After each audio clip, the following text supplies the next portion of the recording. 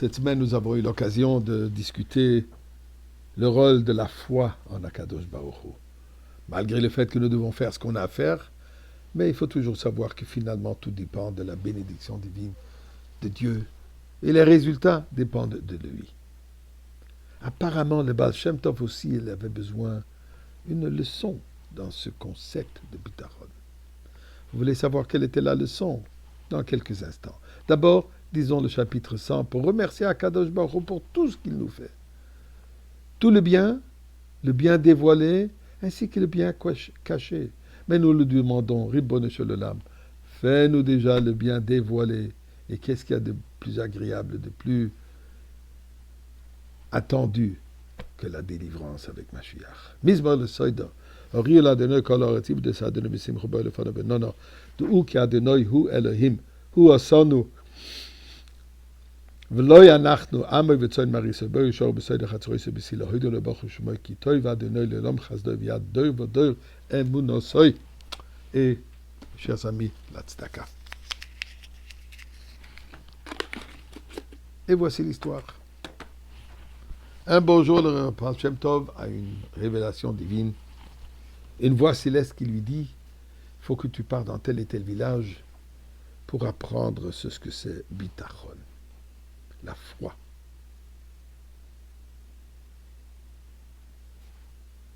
Il se rend dans ce village avec plusieurs de ses élèves. Il arrive dans le village, il s'avère qu'il y a un juif là-bas, que lui, il est le propriétaire d'un petit motel et une petite taverne. Il dit, bon, c'est le matin, avec le propriétaire de ce motel, de cette taverne, ils auront un minyan. Et le Baal Shem Tov lui dit, est-ce qu'on pourrait faire la prière ici? On pourrait. Baruch Hashem, au moins j'aurai une fois l'occasion de prier avec un minyan. Et après cela, nous aurons un bon petit déjeuner. Parfait. Ils font la prière comme il se doit avec le Baal Shem Tov et minyan. Et ils préparent un beau petit déjeuner. Pendant qu'il fait les préparations, le Baal Shem Tov est assis avec ses élèves autour de la table, étudiants. Il y a un policier qui arrive et avec un bâton frappe 3 fois sur la table et il se quitte. Le Baal Shem Tov, surpris, demande à l'hôtelier, propriétaire, c'est quoi ça? Il dit, aujourd'hui c'est le jour où je dois payer le loyer et ça c'est un rappel que c'est la dernière journée. Lui dit le Baal Shem Tov, je vois de la manière comment tu es si relax, certainement tu as l'argent. Alors va lui payer, reviens, et ensuite on pourrait être assis calmement. Non, 2 choses.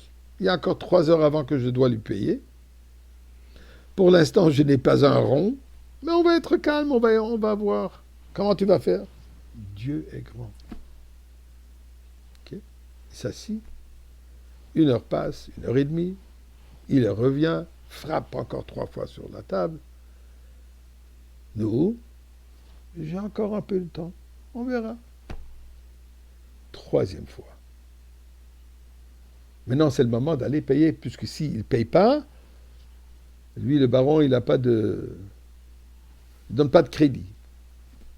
Et il n'a aucune patience.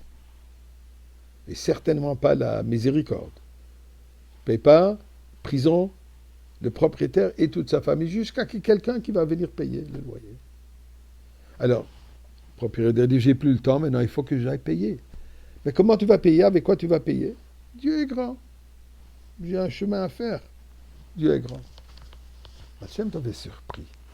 Une telle confiance. Il n'a pas un rond et il va vers le baron pour lui payer. Le Baal Shem Tov décide, ils vont regarder de loin ce qui se passe. Et là, tout à coup, quand il marche, il voit qu'il y a une charrette qui s'approche de ce propriétaire du motel et discutent entre eux quelque chose. Lui, il avance et le petit wagonnier il quitte. Après quelques instants, il voit comment il fait demi-tour, revient, ils échangent des paroles encore, et là, il y a un échange d'argent. Et le propriétaire de la taverne, il s'en va vers le baron. Le gars du wagon a décidé de s'arrêter en chemin dans la taverne pour boire quelque chose, pour se reposer. Là, le Baal Shem Tov lui demande, qu'est-ce qui est arrivé? Il dit, moi, j'ai décidé, je voulais acheter de lui toute sa fabrication de l'alcool qu'il va faire pour l'année prochaine. Il fait un très bon alcool et c'est un homme de confiance. Mais je n'étais pas prêt à payer le prix. J'ai quitté. Ensuite, j'ai changé d'avis. Je dis, c'est un homme de confiance. Certainement, son prix, il est juste. Je lui ai donné tout l'argent. Parce qu'il m'a dit qu'il a besoin de l'argent tout de suite. Je lui ai payé, je lui fais confiance. Lui, il a eu de quoi payer. Lui, il a son whisky. Et le Baal Shem Tov et ses élèves ont une leçon extraordinaire sur ce qu'est la confiance en Dieu. Et bonne échelle Olam, on te fait confiance. Ça fait 2000 ans qu'on te fait confiance. Il est temps que tu nous montres que cette confiance valait la peine et tu nous amènes la Goula aujourd'hui même. Shabbat Shalom.